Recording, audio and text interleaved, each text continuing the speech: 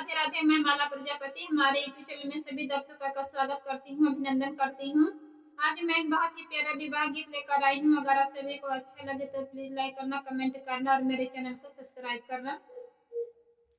राजा जनक जी के चरिह बेटा हुआ, चारों में सीताया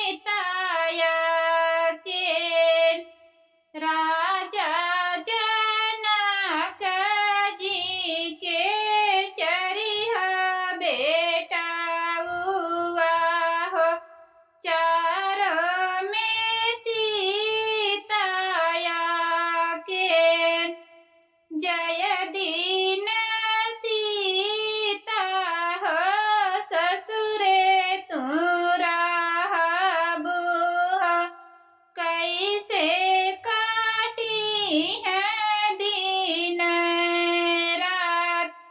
जय दीन सीता हो ससुरे तू रहबू हो, कैसे काटी है दिन रात।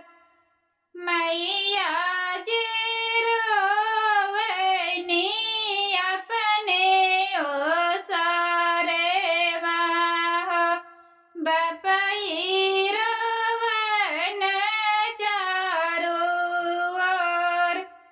मैया जे रोवनी अपने ओ सारे वाहो, बपई रोवन चारी ओर।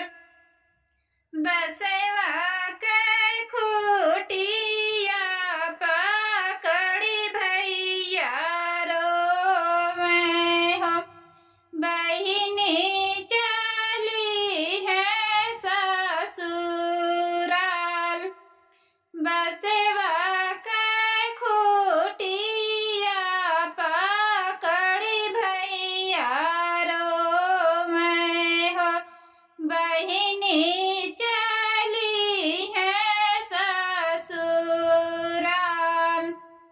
एक बन गाइली दूसर बन गाइनी हो, तीसर